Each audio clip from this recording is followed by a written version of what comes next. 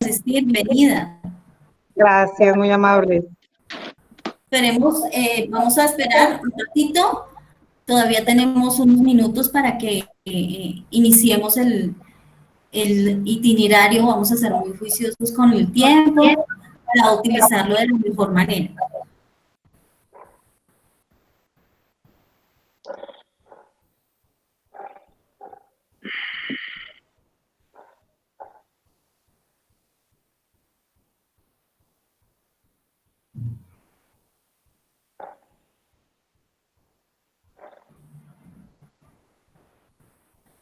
Creo que hay una persona que no se ha presentado, el señor Rubén Rojo.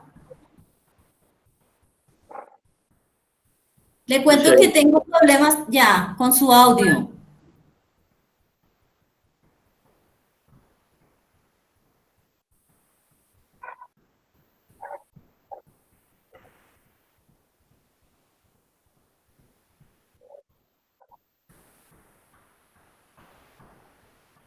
No le escucho, señor Rubén, no le escucho.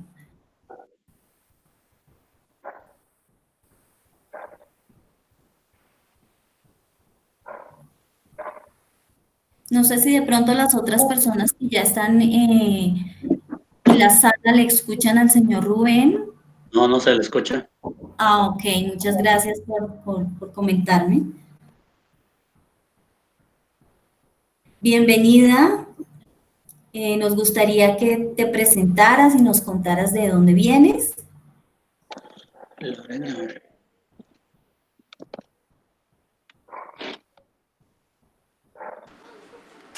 Buenas noches. Buenas noches. Hola, ¿qué tal? Me llamo Sandra Judith Peralta de Ávila. En este momento, pues, al ingresar, bueno, me presento, soy docente de la Normal de Educación Especial Graciela Pintado de Madrazo. Y en relación a la discapacidad, pues, tengo mucho interés en la charla que va a efectuarse el día de hoy para que pues, pueda tener una mejor perspectiva de las cuestiones de género asociadas a discapacidad y la violencia que hay en ese campo, ¿no? de la interacción humana. Muchísimas gracias, bienvenida, y esperamos que este espacio académico sea un espacio para también compartir experiencias, generar inquietudes. Recordemos que todos estos procesos sociales son dinámicos y que es maravilloso poderlos construir entre muchas miradas. Entonces, bienvenida. Como les comentaba a las personas que se vienen uniendo, vamos a dar muchas gracias. 5 minutitos para que se sigan uniendo las otras personas. Bueno. Sí.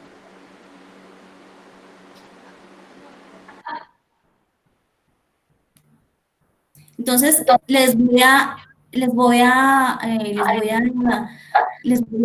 cerrar mi cámara 5 minutitos mientras se unen las otras personas.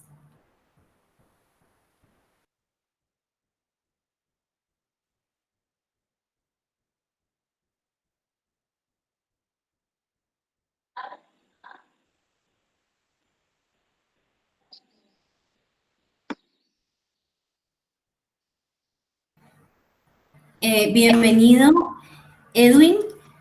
Nos gustaría que nos comentaras de dónde vienes. ¿Te presentaras, por favor?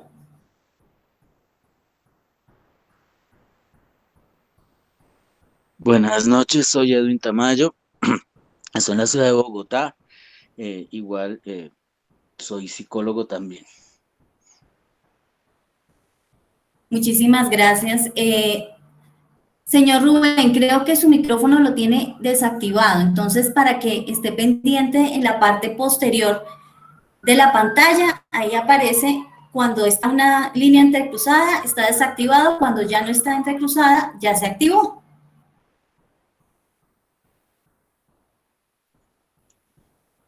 Repito, ¿me alcanzaron a escuchar? Mi nombre es Edwin Tamayo, soy psicólogo y soy de la ciudad de Bogotá. Muchísimas gracias, Edwin. Sí te escuchamos.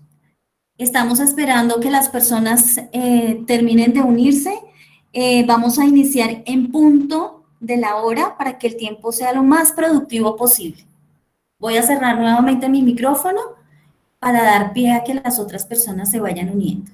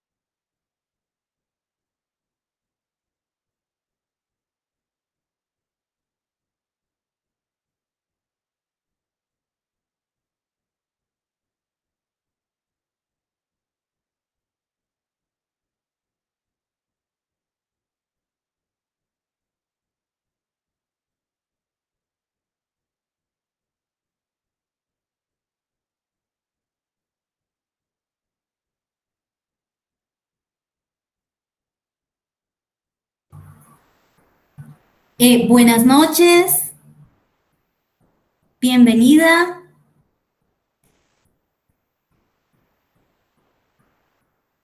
Me gustaría invitarte a presentarte mientras se terminan de unir las otras personas.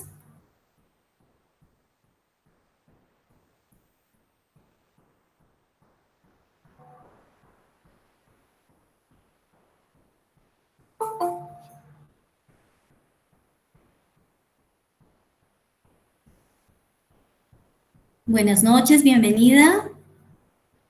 Te invito a presentarte. Buenas noches. Sí. Ay.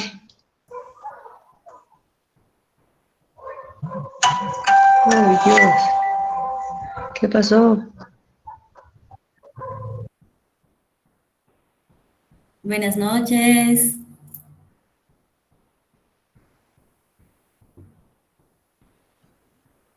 Hola, buenas noches.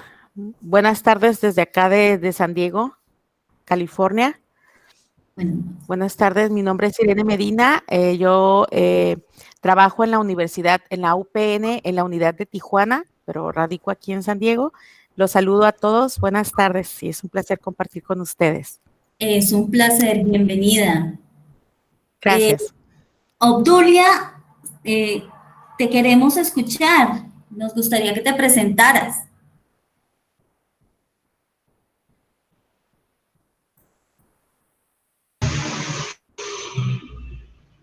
Buenas noches. ¿Me escuchan? Te escuchamos. Buenas noches. Sí, buenas noches. Sí, buenas noches. Desde Tlapa, Guerrero. Bienvenida. Sí, gracias. Buenas noches, Gabriela. Bienvenida a este espacio. Nos agrada mucho que te hayas unido. Nos gustaría que te presentaras. Hola, buenas tardes. Mi nombre es Gabriela Lugo Solano. Soy docente de la Benemérita Escuela Normal Rosaura Zapata de la ciudad de Mexicali, Baja California, de formación psicóloga. Bienvenida.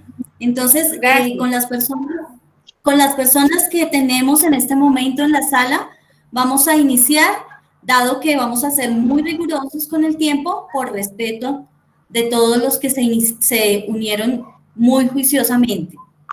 Entonces, mi nombre es Sandra Marcela Campos, soy psicóloga de profesión de la Universidad Santo Tomás de Aquino de Bogotá, Colombia. Y vamos a desarrollar este ejercicio dos mujeres profesionales con diferentes experiencias, con diferentes cargas académicas, con diferentes miradas, pero interesadas ambas por un fin común. Entonces, sin más, quisiera comentarles cómo se va a desarrollar este ejercicio. Vamos a tener un espacio de 1 hora en el conversatorio y luego vamos a tener 2 espacios, uno en intermedio y uno al final para sus preguntas o sus inquietudes.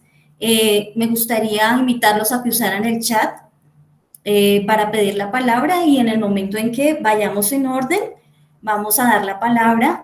La idea es que podamos construir desde el espacio y sin más, quisiera presentarles, y es muy grato para mí presentarles, y me voy a permitir leer, a la maestra Gabriela Delgado Ballesteros, licenciada en Psicología, maestra en Psicología Clínica, ambas en la Universidad Nacional Autónoma de México, con estudios de doctorado en Derechos Humanos, feminista, investigadora en el Instituto de Investigaciones sobre la Universidad y la Educación de la misma universidad, y profesora de la asignatura definitiva en la Facultad de Psicología de la UNAM, de la cual fue secretaria general. Participó en la creación del Programa Universitario de Género de la UNAM, en el diseño del Programa de los Derechos Humanos de la UNAM. Tiene más de 60 publicaciones en artículos, libros y revistas indexadas. Ha participado en varias conferencias y eventos internacionales, delegada de México en la 4ª Conferencia Mundial de la Mujer de las Naciones Unidas en Pekín, China, en el año 1995. Creó y dirigió el Instituto de la Mujer del Distrito Federal, ahora Secretaría de las Mujeres de la Ciudad de México. Es integrante de varias organizaciones de la sociedad civil, entre otras, el Consejo Mexicano de la Investigación Educativa Social, AC, y Expansión Libertas, AC, en la Coalición contra el Tráfico de Mujeres y Niñas en América Latina y el Caribe, y del Centro Tezpostlán, asesora y consultora de organismos internacionales como UNICEF, UNESCO, PNUD, OAC Foundation, y de la Coalición contra el Tráfico de Mujeres y Niñas. Entonces, sin más preámbulos, voy a pasar a darle la palabra a la maestra Gabriela.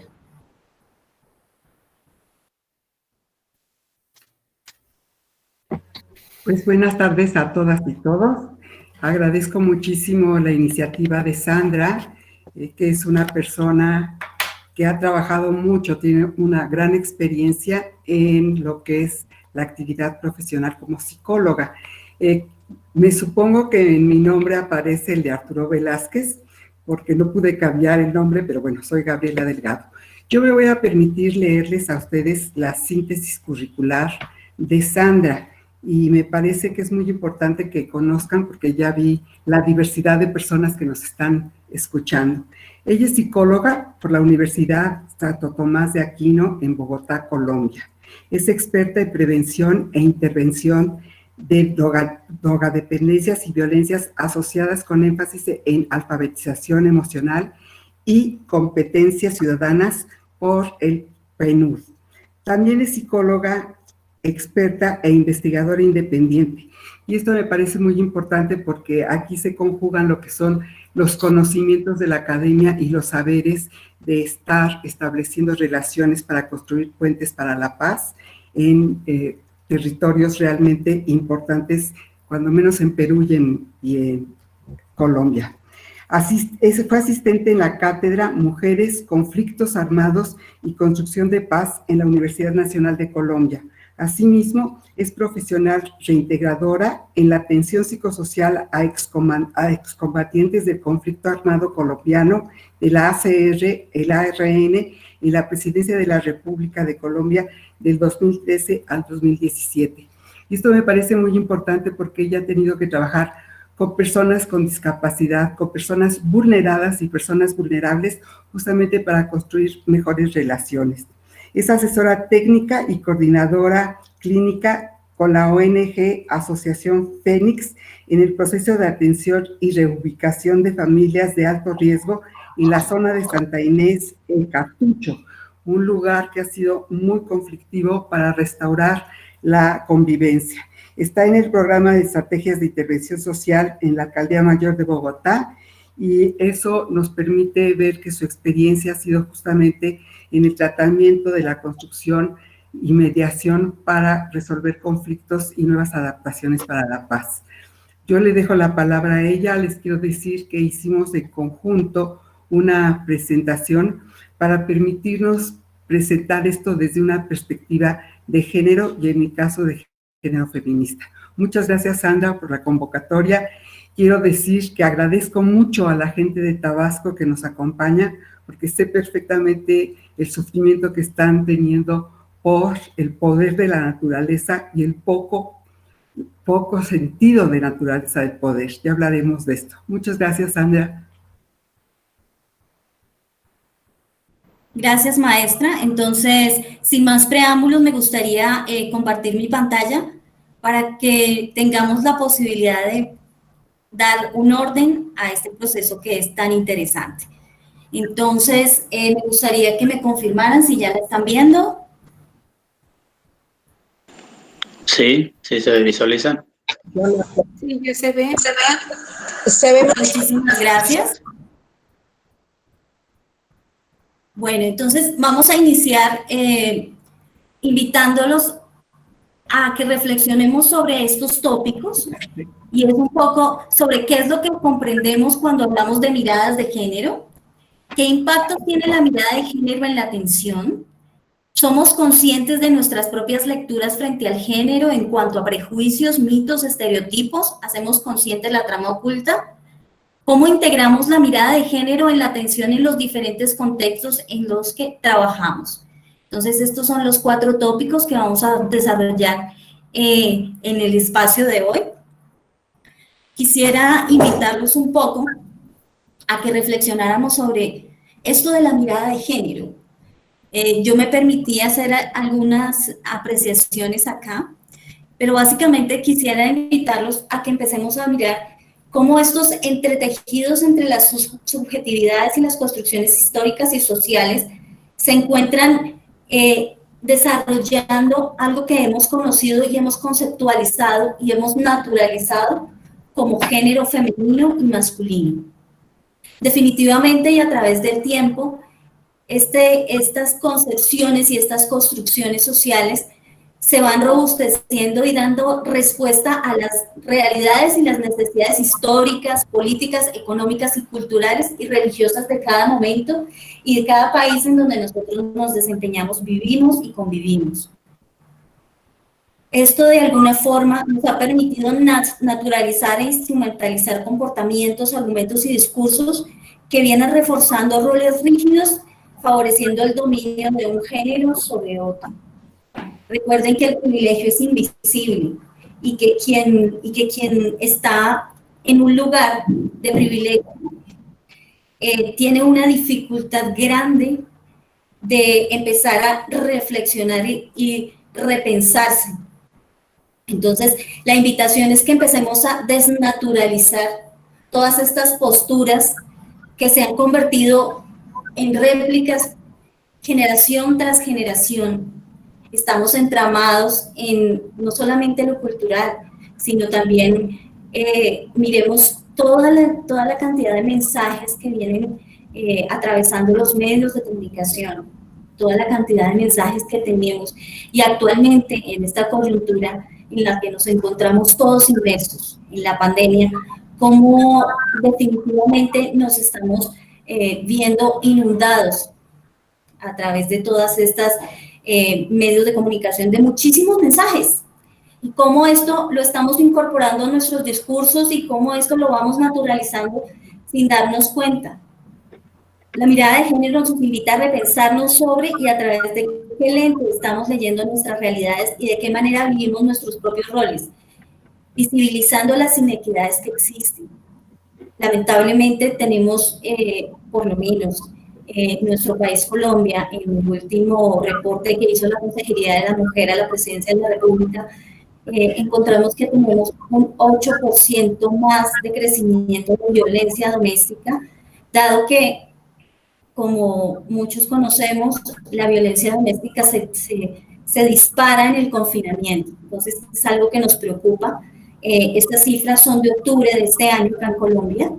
y quisiera también como generar un poco esta reflexión frente a qué tan seguros se encuentran las personas dentro de sus ámbitos privados, ¿no? Sin más, quisiera darle la palabra a la maestra Gabriela. Maestra. Adelante, si puedes pasar la lámina que yo puse. A mí me llamó mucho la atención de que Sandra me dijera sobre la mirada de género. Yo le insisto en que toda persona tiene mirada de género. Todas las personas tenemos un sexo, ya sea hombre o mujer. Sin embargo, el género lo vamos construyendo socialmente.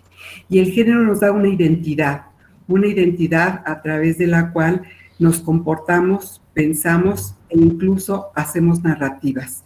Y la condición de género es la situación que la cultura, que las estructuras sociales y económicas determinan que nuestra identidad tenga ciertos tipos de vulnerabilidades o, por el otro lado, ciertos privilegios. Tomar en cuenta las diferencias de identidades y condiciones de género de quienes nos dedicamos a trabajar con personas vulneradas y vulnerables, que a su vez tienen diferencias a veces más radicales. Y esto es muy importante porque si no tenemos conciencia de nuestra propia identidad y nuestra propia condición, no podemos trabajar con nadie. Es muy importante pensar que tanto los objetivos de desarrollo sostenible como lo que se han hecho en todas las conferencias internacionales sobre la mujer y de población, se habla mucho de género, pero hablar de género requiere también no solamente pensar en qué es una moda o qué es una categoría o concepto que determinan los tratados internacionales que en muchos países se convierten en leyes, como es en México, sino también pensar precisamente que el género es una construcción teórica y epistemológica que nos permite de alguna u otra manera conocer los porqués, los cómo vivimos y lastimamos, ya sea como victimarias o victimarios, a mucha gente vulnerable. La diversidad de género hace que enfrentemos las problemáticas con diferentes perspectivas. Y esto es muy importante porque ya nos encontramos con personas que trabajan en preescolar, personas que trabajan con gente con discapacidad, y justamente esta diversidad de género no solamente implica el que existan muchos tipos de género, sino que también las personas tenemos diferentes condiciones, ya sea sociales, económicas o incluso por las capacidades o habilidades que nos demanda una sociedad que norma las cosas. Lo más importante de todo esto es que sin educación, sin respeto y garantía a los derechos de la humanidad, lo único que hacemos es reproducir condiciones sociales que vulneran a la gente y que atentan contra sus propios derechos de humanidad. Adelante, Sandra.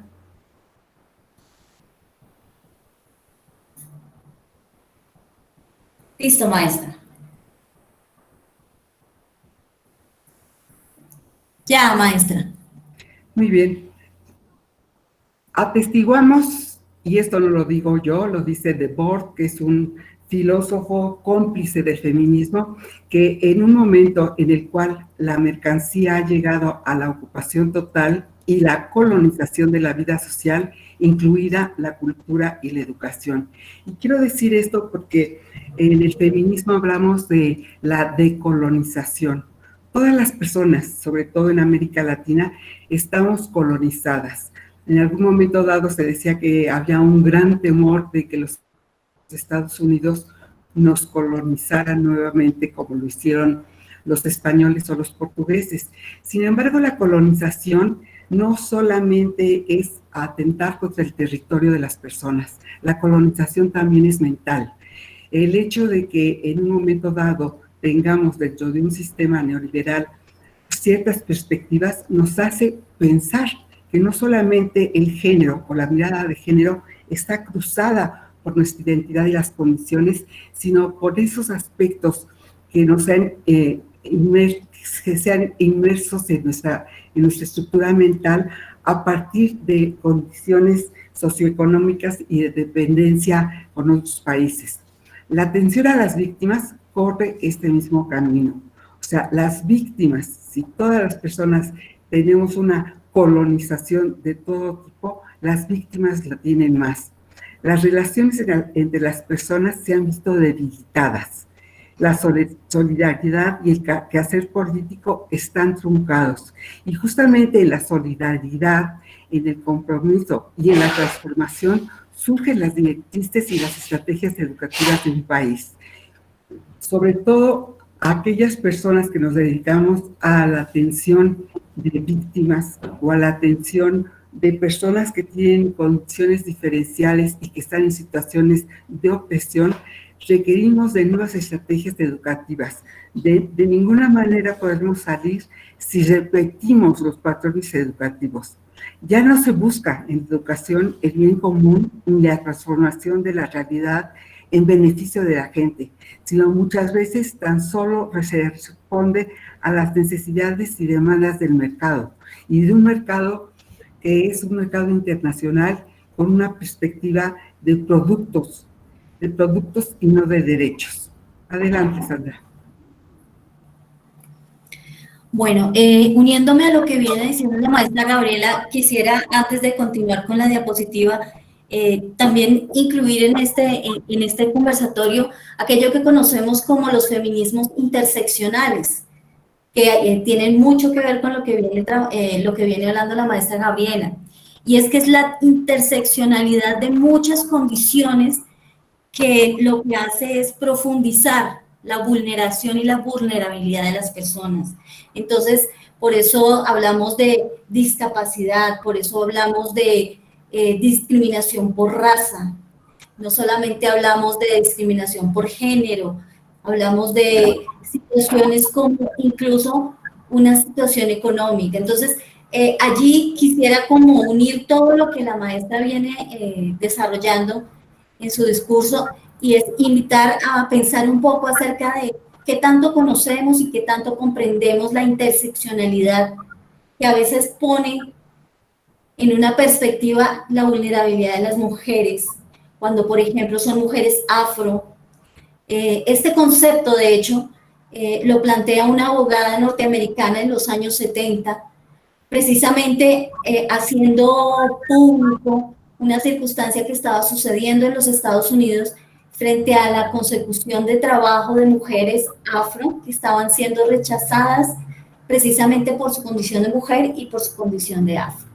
Entonces, definitivamente para mí era importante como dar como este paso para poder entender un poco el tema que me acude, que son los impactos de la mirada de género. Quisiera entrar un poco en materia acerca de cómo comprender de una forma sistémica la naturalización de los roles rígidos y cómo eso nos permite evidenciarlo en nuestras propias historias. Yo, como profesional psicóloga, con enfoque sistémico, he podido entender esta epistemología a través de cómo los grupos humanos son sistemas que se entrelazan y en misma medida afectan unos a los otros y tienen unas afectaciones más o menos de acuerdo con los niveles de cercanía que eso tiene. La familia, la comunidad, nuestros países, nuestras comunidades andinas, nuestras comunidades latinoamericanas. Entonces sí es importante darnos cuenta de que estamos generando impactos como el que genera una piedrita en el espejo del agua. Se generan un montón de ondas. Entonces es importante dejar estas cuestiones y estas inquietudes para que empecemos a generar esas ondas de reflexión hacia cómo impacta, si tenemos o no una mirada de género cuando estamos hablando, cuando estamos tratando, cuando estamos validando la opinión de otro ser humano. Recordemos que en muchos momentos y dentro de nuestra mirada actual, la postura del experto es absolutamente, no sé si decirlo de esta forma, admirada, ¿sí? Y esta postura de experto que nos genera la cultura actual nos pone en una situación compleja en la medida en que si nosotros no permeabilizamos nuestras miradas hacia ver las vulneraciones de los derechos humanos, hacia ver las circunstancias que pasan en términos de violencias, entonces vamos a continuar siendo reproductores de estas cadenas. Elegir asumir una posición diferente frente a nuestro rol, permitiéndonos ver las violencias simbólicas de las que hemos sido víctimas o hemos causado. Pensemos un poco acerca de qué tanto conocemos el tema de la violencia simbólica. Recordemos que la violencia simbólica se constituye casi desde la estructura misma de un montón de discursos que hay culturalmente y que repetimos y que incluso nosotros y nosotras mismas nos hemos violentado y a veces no somos conscientes de ello. Cómo reflexionar sobre nuestro papel laboral y profesional en las diferentes posturas que dan pie a generar acciones sin daño en los diferentes contextos de los cuales participamos. Recordemos que nuestro papel frente a otro ser humano debe estar dirigido y podría estar muy bien dirigido si comprendemos un poco la realidad, primero, de dónde viene este ser humano que viene a nosotros, y segundo, de cuáles son también como nuestras estructuras, qué nos lleva, cuáles son nuestras historias, y asimismo poder darnos cuenta de que de alguna forma somos participantes de esta situación, que nuestras palabras pueden conducir a una situación de acogida y comprensión frente a un fenómeno, o que también pueden reproducir discursos que revictimicen este mismo fenómeno. Maestra. Me parece muy importante el planteamiento que hizo Sandra. Ustedes disculpen, estoy un poco enferma, yo espero que sea una simple gripa, entonces se me va un poco la voz. Pero me parece importante lo que plantea Sandra sobre la interseccionalidad.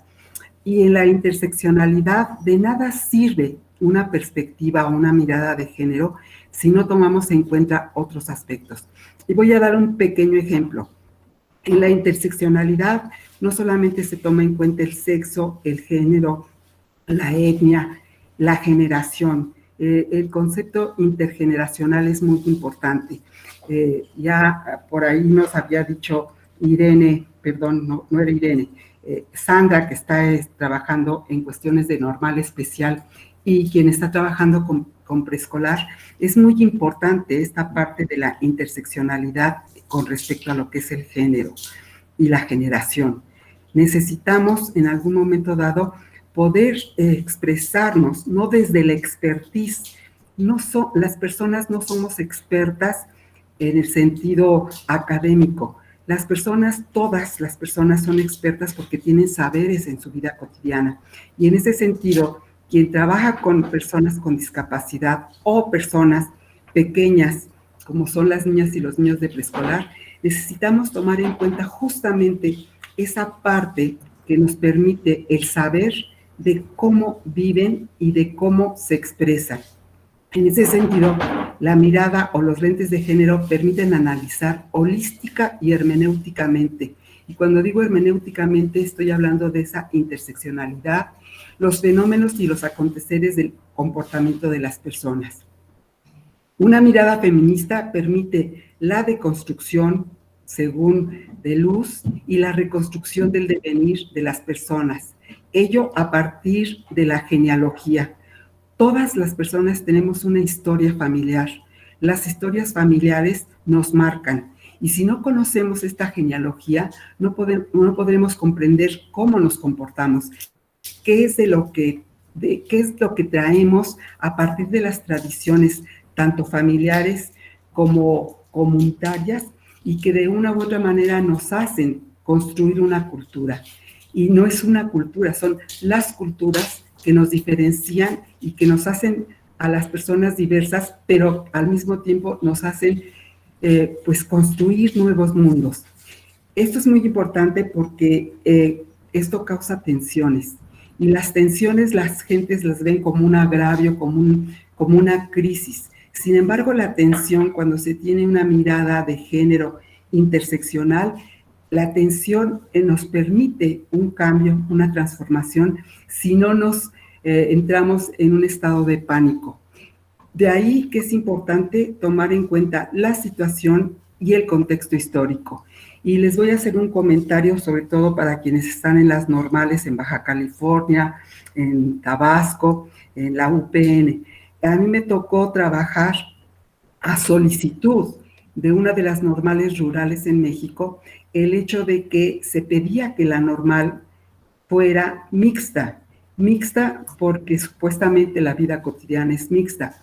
Y yo estaba muy contenta porque eso es parte de la vida, el vivir hombres y mujeres, aunque tengamos diferentes géneros.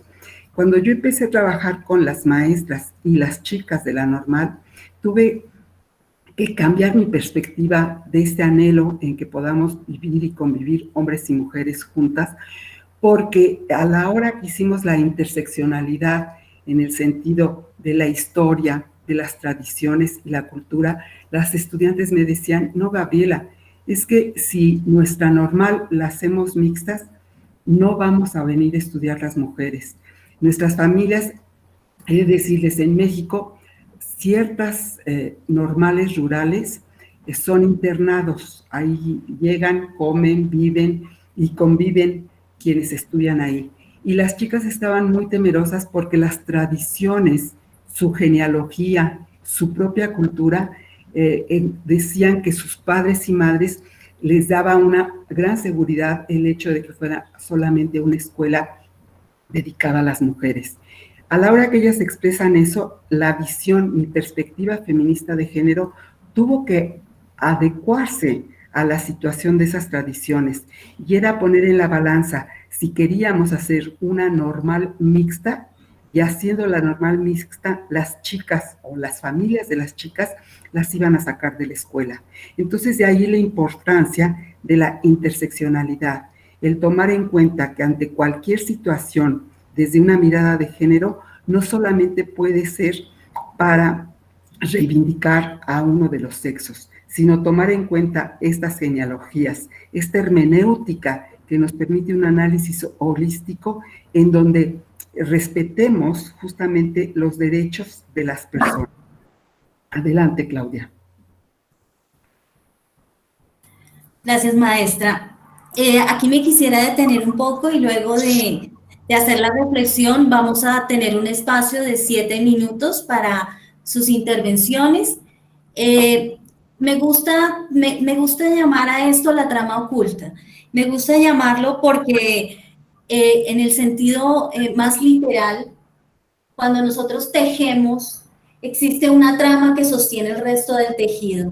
Y allí es donde estamos construyendo los símbolos que van en un tejido, los dibujos. Asimismo es nuestra cultura.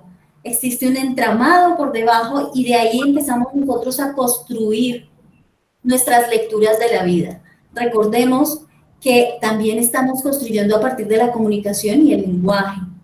Entonces, por allí es que me quiero ir caminando suavemente, hablar un poco de cómo resignificamos nuestras lecturas de género a partir de la cibernética de segundo orden.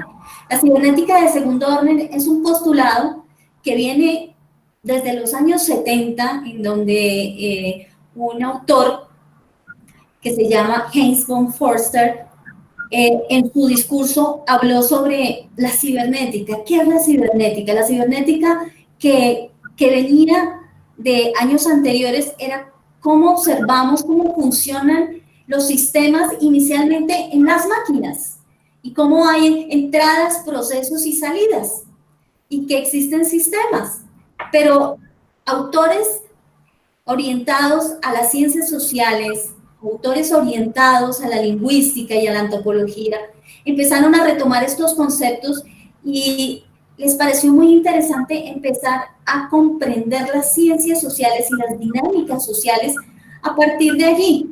Entonces empezamos a ver cómo estas circunstancias sistémicas nos empiezan a ver y a dejar ver un poco todo esto que tiene que ver con cómo estamos dentro de muchos sistemas actuando y cómo nosotros somos observadores, pero también impactamos en lo que observamos. Por eso cada quien, hay en mi país un dicho, no sé si venga a colación, pero hay en mi país un dicho que dice que cada quien habla de la fiesta depende de cómo le haya ido. Y entonces la vida es la reinterpretación de cómo yo tengo la realidad y la postura, y entonces cómo impacto en mi realidad, de qué manera la realidad me impacta y cómo esto lo hago posible y viable cuando leo la realidad. Entonces, de eso se trata esta mirada, de que no es solamente yo viendo cómo alguien se me acerca y me plantea una inquietud o una circunstancia que le preocupa y la escucho, sino también yo cómo me conmuevo frente a esa circunstancia del otro, qué es lo que estoy sintiendo, si eso me recuerda algo, si eso me hace sentir incluso frustrado porque no tengo o siento que no tengo los elementos para brindar el apoyo o la escucha, ¿sí? O porque me siento de pronto demasiado comprometido con esa situación y quiero salvar a esta persona, pero siento que de pronto no tengo los elementos para hacerlo. Entonces, es importante que empecemos como a darnos cuenta de qué es lo que pensamos, qué es lo que sentimos frente a esto. Cuando de pronto nos hemos enfrentado a una persona que ha sufrido violencia, ¿cuál es nuestra sensación frente a la violencia que esta persona ha sufrido? ¿Y qué relación tiene esa violencia que esa persona ha sufrido de pronto con alguna circunstancia violenta que nosotros, o en carne propia, o a través de alguien más muy cercano, haya sufrido? Entonces, por eso me interesa mucho que empecemos a resignificar un poco cómo estamos recogiendo lo que nos llega, porque no solamente estamos siendo como observadores de una realidad que nos convoca, ya sea en el ámbito educativo, ya sea en el ámbito de psicoterapia, ya sea en el ámbito, en muchos contextos y muchos lugares donde estamos participando. ¿Qué es lo que esto nos hace sentir? ¿Qué tanto estamos sintiéndonos cómodos o incómodos con nuestros propios prejuicios frente a este tema? ¿Sí? Si realmente estamos comprendiendo nuestras propias historias de vida para comprender un poco más cómo estas historias de vida nuestras se encuentran con las historias de vida de quienes llegan a nosotros. Entonces, es un planteamiento que me gustaría dejar ahí y voy a dejar de compartir pantalla para escucharlo a ustedes. Sandra, deja un ratito la pantalla porque sí quiero hacer algunos comentarios al respecto, en tanto claro, conservatorio. A mí me parece que la aproximación que Sandra ha tenido justamente para restaurar el tejido en aquellas comunidades donde han estado en la guerra, en donde ha habido conflictos armados, ella ha utilizado esta perspectiva sistémica que le ha resultado muy benéfica. Yo sé de los logros que ha tenido después de las reconciliaciones que ha habido, pero a mí me parece muy importante retomar dos puntos aquí. Ella nos habla de los sistemas desde una perspectiva de lo que es la cibernética, y a mí me gustaría, y después lo voy a retomar, que estamos en un mundo en donde ahora la tecnología nos está rebasando, pero lo más importante de esto es que justamente hemos sido educadas y educados, y no digo solo en México, sino en todos los países, desde una perspectiva en la cual se nos imponen y en lugar de emanciparnos, reproducimos los sistemas. Y en ese sentido, hay que deconstruir también esas formas en las cuales nos han educado y nos han formado. Fíjense ustedes lo importante que plantea aquí Sandra, desde una perspectiva para reconstruir tejido social, para que la gente resignifique el porqué de un conflicto armado. Ella plantea que el observador como parte del observado. Y esto es muy importante porque justamente lo que nos ha enseñado la educación, esta educación alienante, esta educación bancaria, es que se ve a las personas como sujetos a algo, cuando en realidad somos personas y todo lo que nos rodea nos cambia. Entonces, el ser observador como parte del observado es compenetrarse justamente en las condiciones que estamos estudiando o que queremos atender. Y el otro punto que me parece fundamental es que no podemos hablar de las víctimas en general o las víctimas como las o los otros. Todas las personas hemos sido víctimas de algo. Y eso es uno de los puntos que también maneja Sandra muy bien, lo que es la violencia simbólica. Pareciera que cuando hablamos de víctimas, de personas con discapacidad o de niños y niñas pequeñas, fueran como lo otro, lo que está allá. Y esto es como nos han formado en la educación, no vernos desde una perspectiva de interrelación, de relaciones de género. Y en ese sentido me parece importante hablar justamente de que la violencia simbólica la hemos sufrido todas las personas. Y cuando hablamos de las víctimas, pareciera que hablamos de otros, cuando en realidad estamos también como personas, no como sujetos, o estamos sujetas como personas a diferentes tipos de violencias que pasan desapercibidas y que dentro de un sistema se reproducen y se reproducen y se reproducen. De ahí la importancia de conocer estos entramados culturales para determinar cuáles son las violencias estructurales a las que me han afectado a mí y cuáles son esas violencias estructurales que de una u otra manera las han vivido otras personas y que parecen desapercibidas, que se naturalizan. Y aquí lo importante es que somos personas, somos efectivamente personas con derechos de humanidad y que si nos vemos como sujetas o vemos a las personas como sujetos o sujetas, estamos perdiendo esa parte de la humanidad, de ese entramado cultural y social que nos diferencia de otras especies. Adelante, Sandra, tú dices a qué seguimos. Sí. Gracias, maestra. Voy a dejar de compartir pantalla para poder permitir que veamos el chat. Tenemos personas que están ingresando. Lamentablemente, cuando estamos compartiendo pantalla, no me deja cambiar. Tenemos en el chat Edwin Felipe Tamayo, ¿cómo inculcarías esa opción de género en los niños y adolescentes para reducir la discriminación actual? Maestra, quisiera darle la palabra. Bueno, como bien decía yo, compenetrados en condición de género o en identidad de género, estamos todas las personas.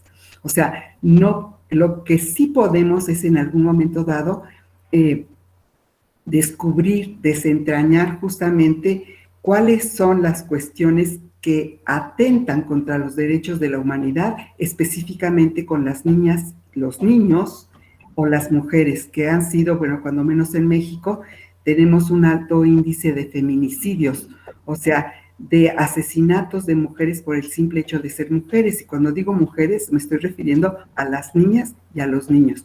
Entonces, no es como compenetrar en el género. Todas las personas tenemos un género. El problema de las relaciones de género es justamente cómo se ejerce el poder. Y el poder se ha ejercido siempre desde una perspectiva de privilegio androcéntrico. O sea, todo se mide a partir de lo que han hecho los hombres, en la medida que históricamente las mujeres hemos estado ocultas, invisibilizadas. Y de allí lo único que podría decir es que cuando hablemos con las niñas y con los niños, seamos muy claras y claros en el lenguaje. El lenguaje, como decía Wittgenstein, el lenguaje es lo que percibimos del mundo. Y cuando decimos niños, pareciera que solamente existe un sexo y un género. Invisibilizamos la vida de las mujeres. El lenguaje es lo que determina el conocimiento del mundo. Y Wittgenstein decía, lo que no se nombra no existe. Y existimos dos sexos y múltiples géneros. Entonces, lo único que diría es, las niñas y los niños de preescolar tienen su género.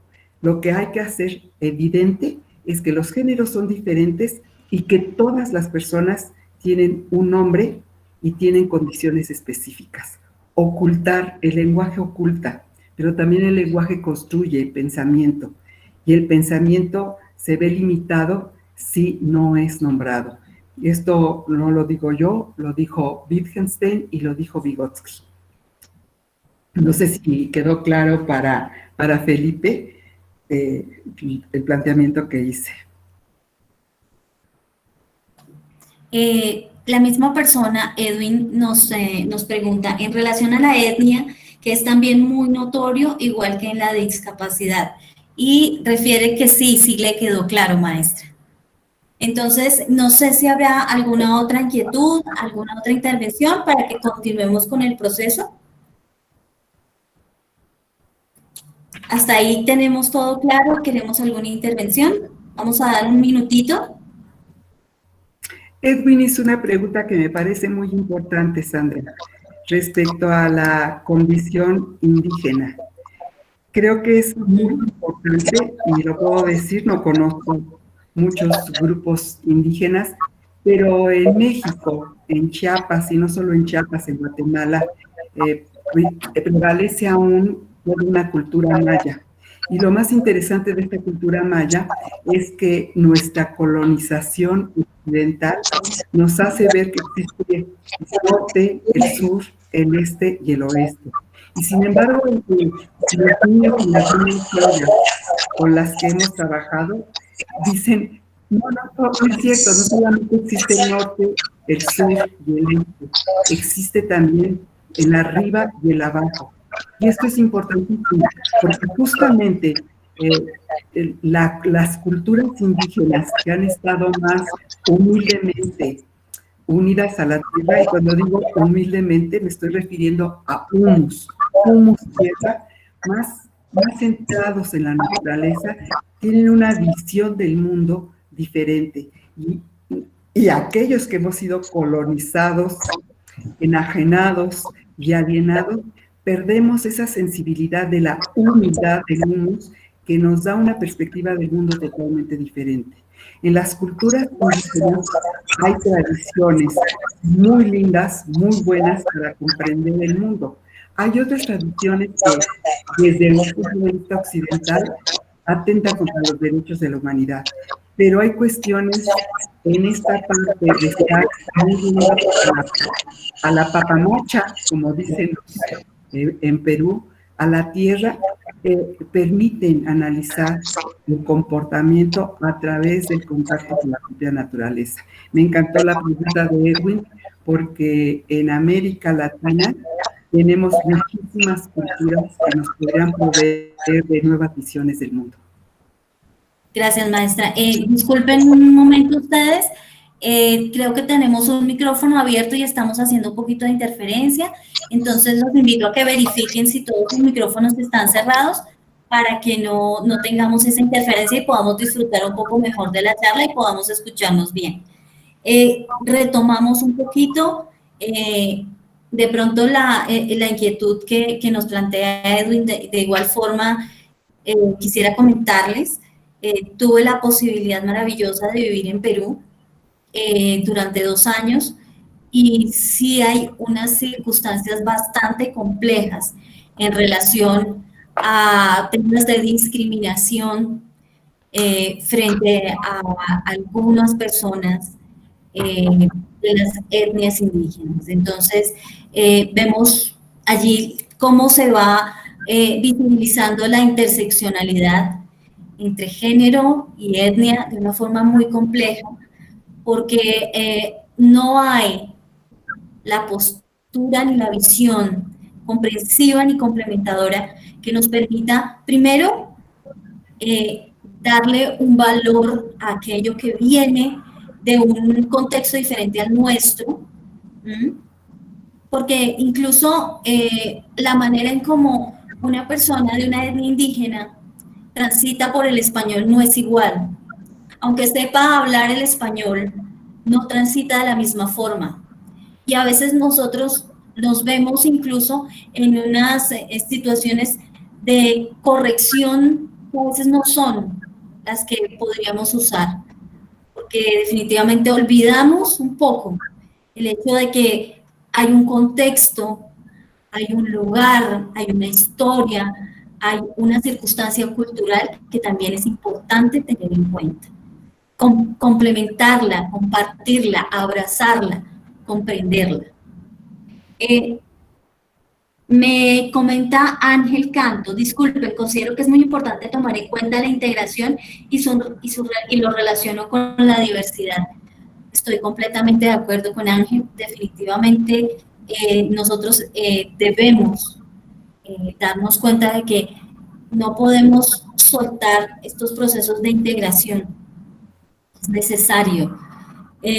María de los Ángeles González, ahora más que nunca la pandemia ha visualizado la violencia intrafamiliar y los niños están aprendiendo tanto explícitamente como implícitamente. ¿Qué opinión le confiere eso? ¿Cuáles son las estrategias de atención que sugiere? Pues voy a dar de alguna forma una pequeña opinión frente al tema y después le doy paso a la maestra Gabriela. Sí, básicamente el contexto familiar en el que se encuentra en este momento los niños y las niñas, en el que las personas estamos confinadas en nuestros espacios privados, han generado una mayor cantidad de índices en lo que tiene que ver con la violencia intrafamiliar.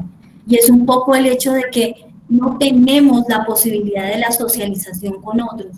Y eso de alguna forma nos vuelve más vulnerables frente a las circunstancias. Cuando tenemos un pececito en el agua, el pececito que está en el agua no sabe que está en el agua. Él está ahí, naturaliza su medio y su contexto. De la misma forma son los niños. Ellos naturalizan el medio y el contexto. Es normal para ellos que su mamá o su papá tengan estas interrelaciones al interior de su familia. Entonces, el ejercicio es brindar la posibilidad de la reflexión. Yo lo pensaría a través del ejercicio de los maestros y de las docentes, un poco a través de cuentos, de narraciones, generando la posibilidad que los niños puedan dar respuesta a una pregunta que se les abre. De alguna forma les ayudamos a entender que su realidad no es la misma que el otro y que probablemente su realidad puede estar de alguna forma vulnerando su naturaleza infantil o su naturaleza en términos generales. No sé, maestra, si me quiera apoyar con esta respuesta. Bueno, creo que lo vamos a discernir posteriormente con la diapositiva. Sí quiero decir algo. Es muy importante el hecho de que la pandemia haya visibilizado cosas que ya existían.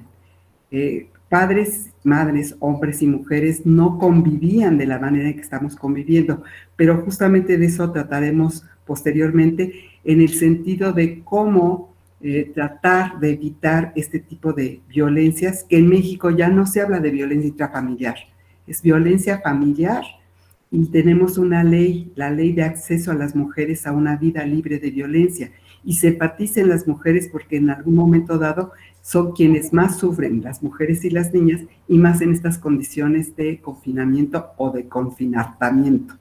Si seguimos con las láminas podremos clarificar estos puntos. Disculpa, maestra, la última pregunta que nos llega a través de Sandra Peralta. ¿Hay alguna instancia o apoyo en situación de violencia intrafamiliar en las personas con sordera? Corrijo, para las personas con sordera. Pues yo creo que en cada país y en cada municipio, cuando menos en México o en cada departamento de los diferentes estados latinoamericanos debe de existir alguna forma. En específico, la violencia que sufren las personas que tienen una discapacidad en el oído, se dice que es de las más graves, porque a las personas que sufren ceguera u otro tipo de discapacidad se nota, pero la sordera no se nota. Y entonces las personas que llegan a tener sordera se convierten como en muebles, pero lo vemos en adelante. Listo. Maestra, continúe, por favor. Bueno, cuando platicábamos de si somos conscientes de nuestras propias lecturas frente a género, me parece muy importante retomar algunos puntos que incluso gente que ustedes conocen, cuando menos en Colombia, han hecho. La conciencia de yo toma en cuenta las normas y reglas que determinan la adaptación de las personas a su contexto.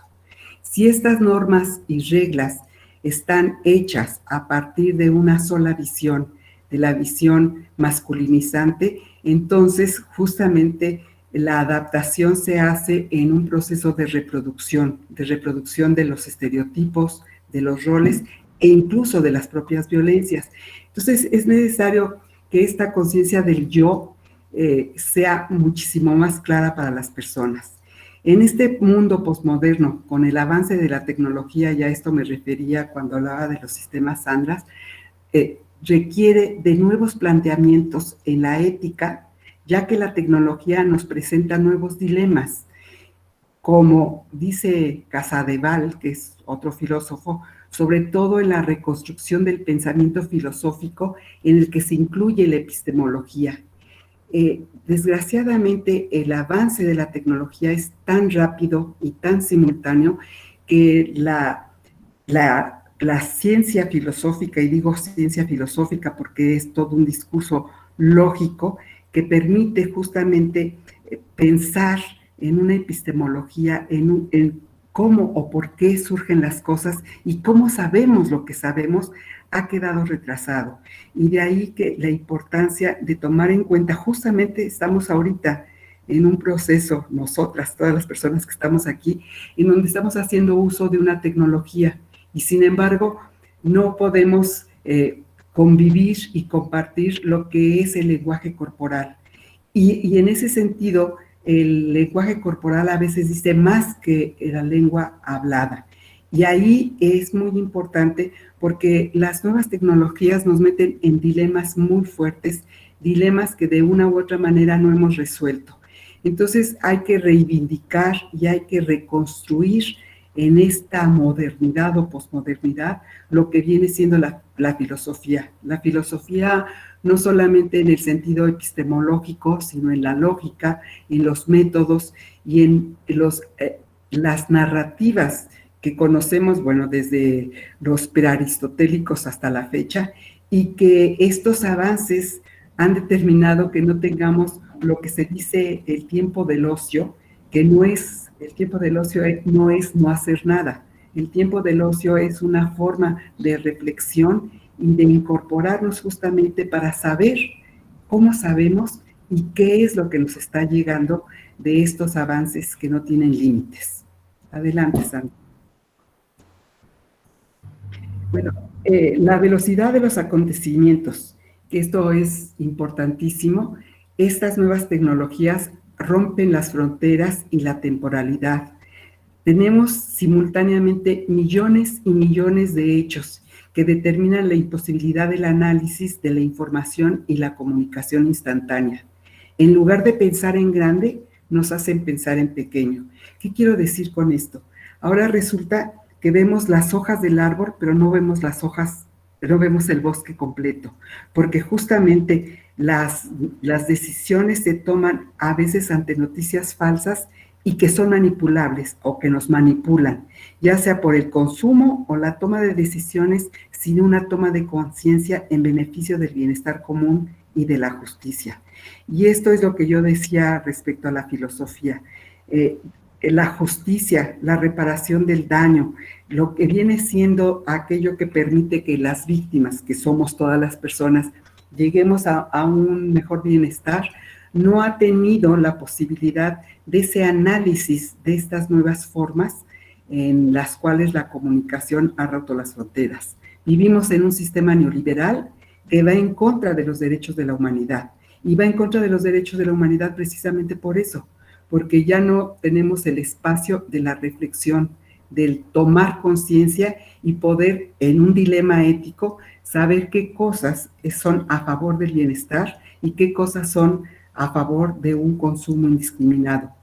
Estos avances tecnológicos nos mantienen y refuerzan los prejuicios y los estereotipos de una sociedad androcéntrica, heteronormada y sobre todo patriarcal. Y cuando digo patriarcal me estoy refiriendo justamente a lo que se llama la ley del padre, ya sea la ley del padre dentro de las religiones o la ley del padre dentro de la casa, dentro del hogar. Adelante, Sandra.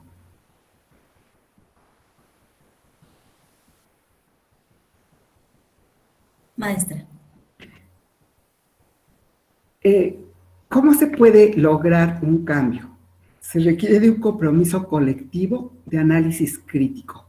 Las transformaciones del status quo son los deseos enmarcados en las intersubjetividades. Y aquí sí quiero dejar muy claro el hecho de que si no tenemos un análisis crítico que no solamente provenga de mi subjetividad, sino que existan estas intersubjetividades, no vamos a poder hacer cambios. Los movimientos feministas tienen como propósito cambiar las condiciones de vida de las mujeres y al hacerlo, los cambios son para todas las personas. Y sí quiero decir esto porque el movimiento feminista justamente plantea, y sobre todo en lo que es la perspectiva de género, no es la perspectiva de género como tal, es una perspectiva de género con un compromiso colectivo de transformación. Ser feminista exhorta a constantes y continuas tomas de conciencia por medio de un análisis de los actos y comportamientos personales, y estos actos y comportamientos personales es lo que en algunas religiones se llama rezar. Y mucha gente reza, pero reza repitiendo ciertas narrativas. Rezar también es poder justamente comprender la reacción que hay ante la otredad, o sea, entendiendo esta otredad como el ensanchamiento de la mirada para ver cómo me percibe la gente, cómo siento yo de aquello que la gente ve en mí y qué de ello hay en mí de lo que no me ha percatado ser la trama y la trama oculta. El rezo en ese sentido es ver por qué hice lo que hice, cómo la gente vio lo que hice y cómo interpreto yo lo que la gente dice que yo hago. Hay que considerar lo que Doris Lessing, y aquí me voy a referir a un colombiano, Gabriel García Márquez, decía: el yo tiene 3 vidas, la vida pública, la vida privada y la vida secreta. Para las feministas, lo privado es público y lo público es político. De ahí que estas reflexiones, de estos rezos constantes de mi comportamiento y el comportamiento de las otras personas hacia mí y yo hacia ellos, es lo que me permitirá en un momento dado hacer lo público político.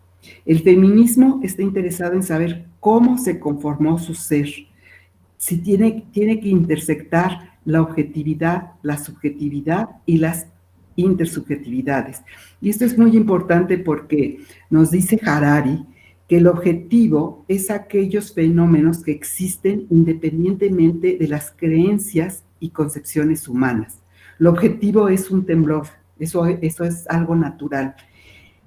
El cómo lo vivimos determina la subjetividad, algo que existe en función de la conciencia y las creencias de una única persona. Y justamente la intersubjetividad es lo que nos permite tomar la conciencia, no solo la propia, sino lo que las otras personas están haciendo. No puede haber cambio de ningún tipo, no puede haber transformación si no tomamos en cuenta estas intersubjetividades. Los cambios, para que sean profundos, son lentos y son de largo plazo. Y son así porque requieren de una reflexión colectiva en la cual se tome en cuenta todas las diferencias y todos los posibles debates. Y esto es muy importante porque en América Latina y bueno, ahora en Estados Unidos, pareciera ser que la democracia es buena cuando es representativa. Sin embargo, la mejor democracia es la democracia deliberativa. Si yo delibero, si yo conozco las diferencias y las diversidades, entro en un mundo de la intersubjetividad que nos va a permitir tener miradas diversas para la mejor solución de los problemas. Adelante, Sandra. ¿Cómo integrar una mirada de género en la atención de los diferentes contextos en donde trabajamos? En esto quiero ser muy sucinta y más que cualquier cosa, invitar a desarrollar estas lecturas autorreflexivas de nuestras propias historias personales. Es decir, ya lo veníamos trabajando de forma muy, muy constante a través de la exposición que veníamos haciendo, y es un poco qué tanto conocemos nuestros propios prejuicios, qué tanto estamos conscientes de los daños que hemos recibido de otros, y eso cómo nos pone en la realidad de otra persona a la cual estamos atendiendo, acompañando, enseñando, y es qué pasa con este niño, con este adulto, con esta mujer o con este hombre que viene aquí y me cuenta y me relata una historia y me la relata, qué tanto esa historia hace que yo remueva mis historias particulares, qué puntos de conexión hay allí y cómo a través del reconocimiento de mi propia historia puedo ayudar al otro a que pueda comprender la suya. Más que cualquier cosa, entendamos que todas las personas tenemos la posibilidad de darnos permiso al equivocarnos. A veces podemos llegar a pensar que no podemos equivocarnos y que la crisis o las circunstancias problemáticas nos van a estancar en un momento determinado, pero sin embargo la crisis deviene a los buenos cambios. Cuando yo comprendo esta crisis, por qué se presenta en este momento particular y qué es lo que me va a permitir darme cuenta. Entonces, más que cualquier cosa, es cómo entenderme a través de la historia del otro. Aquí al final comprendemos la importancia de los equipos reflexivos. ¿A qué me refiero con esto? Los psicólogos sistémicos, pero no solamente nosotros, tenemos la posibilidad de trabajar con otras miradas de otros profesionales cuando estamos haciendo algunas intervenciones en consulta. Y eso nos permite también darnos cuenta qué tanto estamos sintiendo la historia del otro, qué tanto desde afuera nosotros nos estamos dejando llevar de pronto por nuestras propias contenidos emocionales y eso cómo nos está afectando y cómo le está afectando al otro. Entonces, digamos que trasladando esta forma de atender, me gustaría también ponerlo en otros contextos en donde otros profesionales y otras personas que tengan la posibilidad de atender situaciones o circunstancias en las historias de otros, tengan estos equipos reflexivos, estos momentos en los que puedan compartirse, no solamente cuando la persona plantea el caso, mira, me llegó una persona con este caso, tengo un niño con esta situación, sino, oye, miremos a ver cómo entre dos personas podemos ver esta historia desde dos puntos diferentes. Entonces, es un planteamiento que de pronto lo dejo un poco libre a la definición de cada uno de ustedes, lo traigo a colación porque los psicólogos sistémicos tenemos este recurso maravilloso.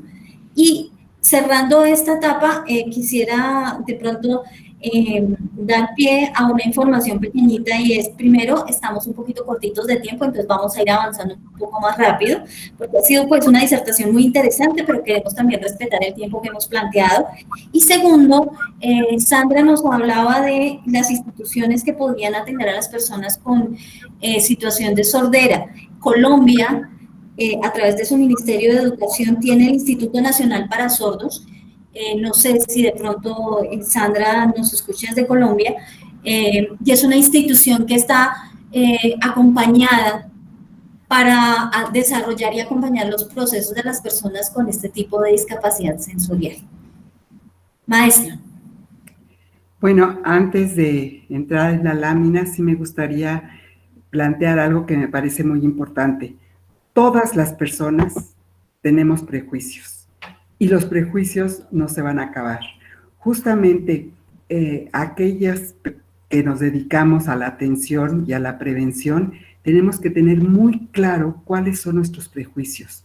Y se los digo porque si no hay conciencia de esos prejuicios, uno va a tratar discriminadamente a la gente. Y les doy un ejemplo. Mi primer clase con mi grupo de estudiantes es decirles, ¿qué prejuicios tienes?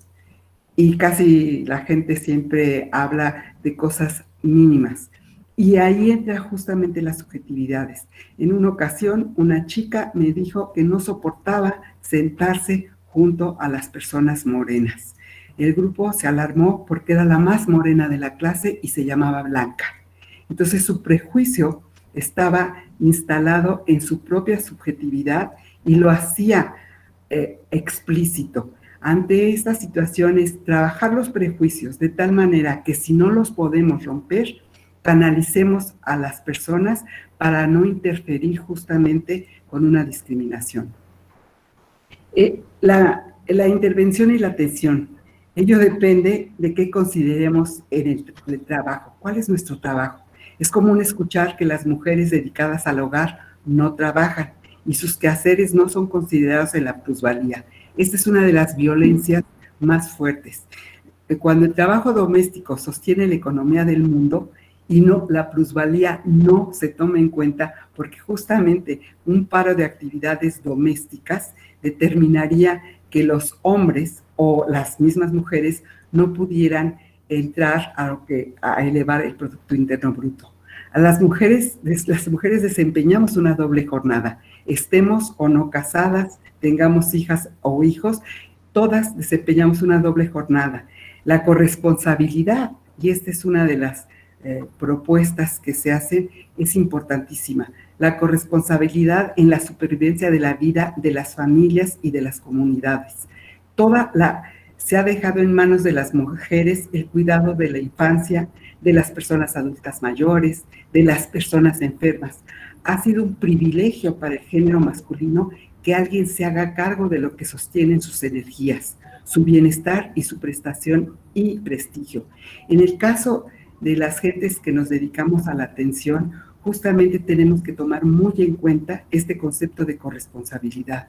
Hay una corresponsabilidad que determina que la especie humana camine, porque si no hay corresponsabilidad, no hay ninguna forma de cambiar el mundo. Una mirada con perspectiva de género feminista requiere de un amplio conocimiento de la propia identidad y la condición de género. A eso me refería yo con los prejuicios, sobre todo cuando el trabajo que se realiza está vinculado a personas sobrevivientes a las violencias machistas. No es ponerse en los zapatos de la otra persona. Siempre dice uno, nos vamos a poner, alguien preguntaba sobre la empatía. No es ponerse en los zapatos de la otra persona, es realmente comprender y analizar las condiciones, el contexto que hay en ellas. Por eso es muy importante el que cada persona analice su identidad de género, de dónde viene y su condición de género. Y lo digo porque las víctimas somos todas las personas. Hay víctimas que sufren más que nosotras. Todas las que estamos aquí, todas las personas que estamos aquí somos altamente privilegiadas. Adelante. Hay varias preguntas que después yo comentaré. No tengo datos. En México, en las escuelas normales tienen especialidad justamente con personas de discapacidad, que desafortunadamente en algún momento les pusieron personas con capacidades diferenciales. Y vuelvo a decir, a las cosas hay que ponerles un nombre.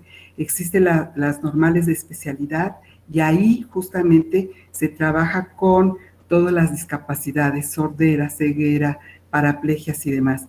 Pero desconozco si existe. Sé que hay un hospital de la ceguera, pero desconozco. Disculpen que esta es otra de las cosas importantes, poder decir, no sé, lo averiguo y con todo gusto se los mando a quienes están en México. Decía yo que era importante tomar en cuenta que somos una partícula de la Tierra. Sin corresponsabilidad y cooperación, la especie humana puede sufrir daños en sus derechos. Somos codependientes y es una palabra que da mucho miedo. Sin embargo, desde el momento en que somos seres sedentarios, dependemos. Toda persona depende de alguien más. Y esto no es no es malo, es todo lo contrario. La intersubjetividad y los cambios requieren de una codependencia. Cualquier atentado a nuestra dignidad, autonomía, igualdad y libertad daña al resto de la humanidad. De ahí nuestra codependencia. Ante las problemáticas que nos acechan, como la pandemia, y no solamente la pandemia, los cambios climáticos, las migraciones.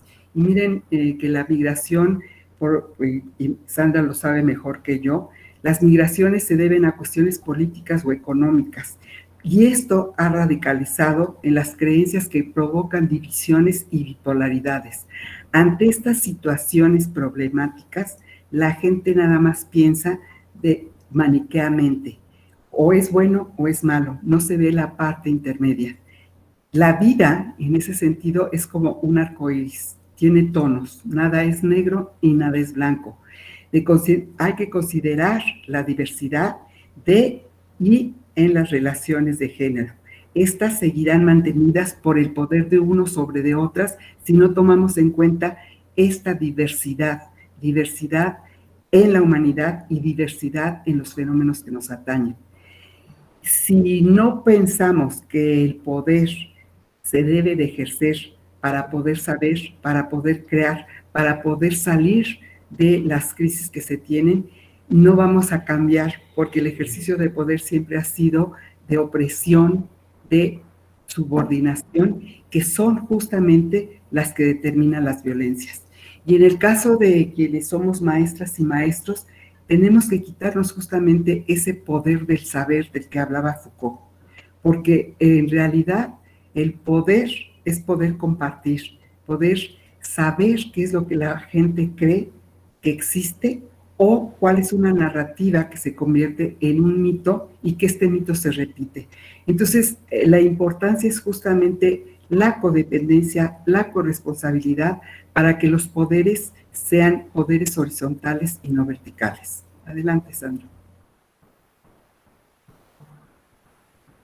Bueno, no sé por qué sigo yo con las propuestas, porque creo que esto es lo más importante. Hay que aspirar a una realidad, un deseo utópico para transformar y respetar la igualdad sustantiva, no la igualdad de oportunidades. La autonomía en la toma de decisiones, la autonomía económica y la libertad. Y la libertad en el sentido de esa codependencia y esa corresponsabilidad. Mi libertad termina en el momento en que yo atento contra los derechos de otras personas. Tenemos que reconstruir el tan manoseado y mal interpretado concepto de resiliencia, que es, en última instancia, una educación emancipadora. Tenemos que tener la capacidad de hacer frente a las adversidades, convertir el dolor en fuerza motora para superar y salir todas las personas fortalecidas. Una persona por sí misma, en su yo individual, se fortalece actualmente a costillas de los demás. La educación o la resiliencia no es solo resignificar los hechos, ni dar significado a quienes y cómo actúan. No son formas de adaptación a lo establecido. Es reconocer las condiciones de opresión y subordinación y el uso de poder jerárquico. Reconocer las condiciones de género de todas las personas para poder transformar una realidad que nos está acosando, apabullando, y que en un momento dado queramos transformar justamente porque somos esa partícula que decía yo de la Tierra. Adelante, Sandra. Bueno, esta es, creo, una maravillosa diapositiva antes de que la maestra continúe, y quisiera retomar un poco lo que la maestra nos comenta acerca de la diáspora que estamos viviendo, de las personas que están migrando desde Venezuela hacia Colombia en particular, Ecuador, Perú. Y es un poco, alguna vez estuve viendo ahí también cómo se mezcla la interseccionalidad de la que tanto hablamos. Y es que básicamente estos discursos y estos discursos más complejos que manejamos nosotros dentro de la trama oculta nos han vuelto un poco insensibles frente a las situaciones que viven muchos migrantes que están trasladándose de sus lugares natales hacia otros países en busca de situaciones diferentes, de circunstancias diferentes. Alguien decía muy sabiamente y muy tristemente, es que nosotros no tenemos problema con los extranjeros con dinero. Lo que tenemos problema es con los extranjeros que no tienen recursos. Es más, más o menos en el año 2015, y me corrigen si me equivoco, por favor, se acuña el término aporofobia. Y este término aporofobia está orientado a aquella dificultad de comprender y de una fobia para las personas carentes de recursos. Entonces, definitivamente es importante darnos cuenta que la interseccionalidad ahí también se presenta, ¿sí? ¿Cuál es la lectura que hacemos cuando estas personas se trasladan desde los pasos fronterizos, por ejemplo, en Colombia, a través de Cúcuta, de Puente de Simón Bolívar, con un estado de gestación avanzado, con un niño pequeño, para ser atendidos en salud, por ejemplo, en las instituciones que corresponden acá en Colombia? ¿Y qué es lo que sentimos y qué es lo que pensamos cuando vemos una persona en estas condiciones? ¿Qué pensarían de pronto las personas que tuvieran un poco más de recursos? ¿Qué pensarían si esta persona llega o a su consulta o llega a preguntarle o a pedirle ayuda? ¿Cómo se siente esto? ¿Sí? ¿Será que es el colmo que esta mujer esté en estado de gestación y tenga un niño pequeño? ¿Y es el colmo que salga de su país? Entonces, es invitar un poco a vernos a través de los lentes diferentes y los lentes que nos plantea la interseccionalidad, ¿no? Porque las realidades son construidas a partir de las vidas individuales y colectivas. Lo que la maestra muy sabiamente nos estaba retomando, digamos que siento que quiero globalizarlo aquí, es que somos sistemas humanos, desde los países, desde las comunidades, desde las familias, incluso nosotros mismos, en sí nosotros, nuestro sistema físico y biológico. Entonces, la invitación es esa. La invitación es, empecemos a releer un poco cómo y cuáles son los discursos que, si bien hemos repetido durante mucho tiempo, realmente este discurso nos ayuda a comprender al otro, sus realidades, o más bien este discurso nos aleja de la otra persona. Maestra, le dejo la palabra para este cierre. Bueno, a mí me parece importante pensar que quienes educamos y quienes atendemos las violencias, tenemos que estar muy conscientes de justamente qué violencias hemos sufrido, porque la reproducción de la violencia se da en todas las personas. Marion preguntaba justamente si hay datos en México respecto a las violencias familiares que se han dado, y Lorena de Baja California, me parece que es ella, está dando el dato de que se trabajó justamente en la UNAM por el Centro de Investigaciones y Estudios de Género. Aquí quiero retomar algo. En México, como supongo, y este ha sido el reporte que da la CEDAW, que recientemente se reunió, no solamente el formal, el de los países, sino también el de las organizaciones de la sociedad civil, plantean algo que es muy importante. Resulta que en México sí se han incrementado las violencias familiares, pero tenemos datos contradictorios. Los datos que dan los ministerios públicos, que es a donde se lleva la denuncia, los datos que da la Secretaría de Seguridad Pública y los datos que da el Instituto Nacional de Información, Geografía y Estadística, el INEGI, y no coinciden. Y no coinciden justamente porque el serio problema de lo que es denunciar implica no solamente una valentía de la persona, sino que cuando hay una denuncia, la víctima es revictimizada desde el momento en que tiene que repetir N veces el hecho. Y muchas veces la justicia no llega en el momento, porque lo que se ha hecho en los países latinoamericanos muchas veces es poner a las mujeres en refugios, es sacarlas del hogar, y a la persona, que por lo general es un hombre, las golpea, lo dejan en la casa. Y cuando la mujer sale del refugio, no solamente fue revictimizada por el sistema penal, sino es revictimizada por aquella persona que en algún momento dado ejecutó la primer violencia. Y esta se incrementa. Entonces, lo que la pandemia ha hecho justamente es develar todas las injusticias y todas las violencias que existen. Y cuando digo que todas las personas sufrimos violencia, es el simple hecho, y ahí voy a hacer referencia a un poema de León Felipe que se llama El Romero. Son tantas los expedientes que hay referidos a violencia que quienes trabajan con la violencia se convierten como el romero. En el poema dice que ojalá el sepultero no sepulte a mi muerto cantando una canción. O sea, el hábito, la rutina hace que nos deshumanicemos y la burocracia lo hace aún más. Entonces, una de las violencias más fuertes que existen en América Latina es la violencia institucional. Cómo las instituciones del Estado no responden.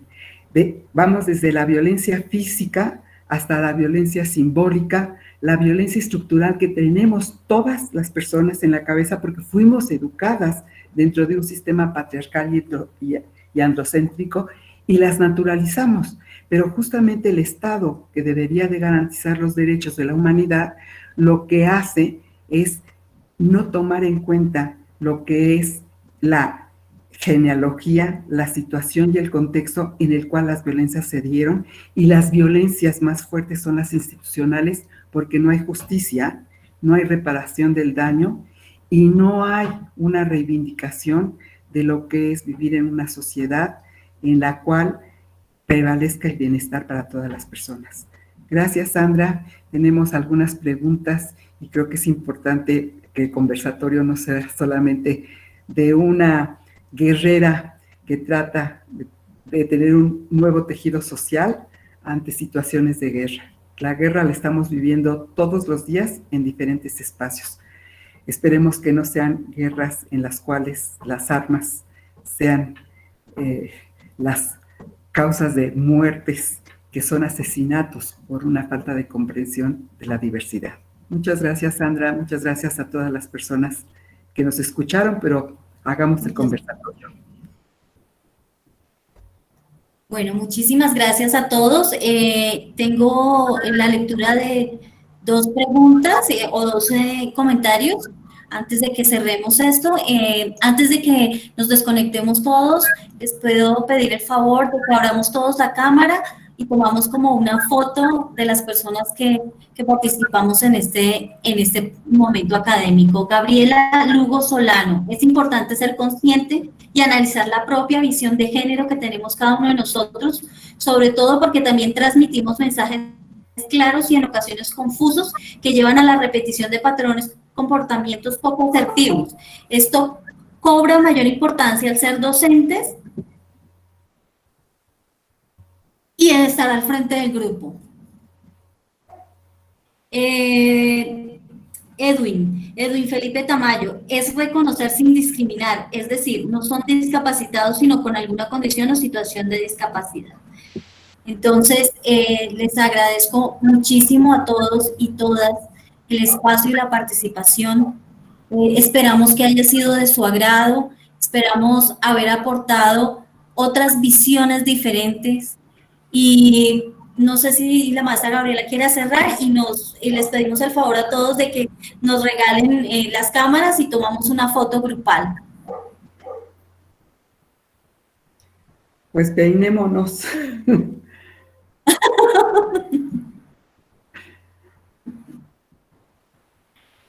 Bueno, mil gracias para todos. Entonces, como decimos en Colombia, whisky, muestren los dientes. Muchísimas gracias por su participación. Esperamos volver a contar con la participación y tener otros maravillosos espacios de compartir. Maestra. Muchas gracias a quienes nos escucharon. Posiblemente no hayamos resuelto todas las dudas que tenían, pero a mí me encuentran en el Instituto, como se dijo, de Investigaciones sobre la Universidad de la Educación en la UNAM, y con todo gusto voy a escribir en el chat el correo electrónico por cualquier duda. Igualmente para mí, ustedes ya tienen mi correo electrónico, entonces tenemos ahí pendiente eso. Muchísimas gracias a todos y todas.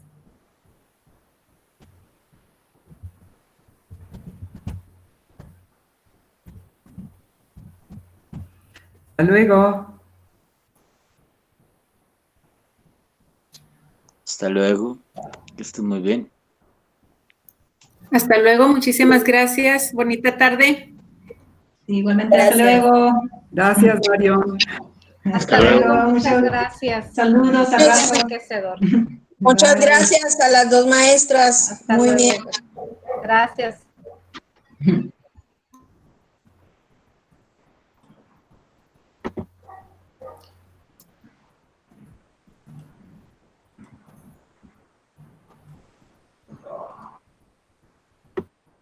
Vamos a esperar a que las personas se desconecten para cerrar la reunión, la sala.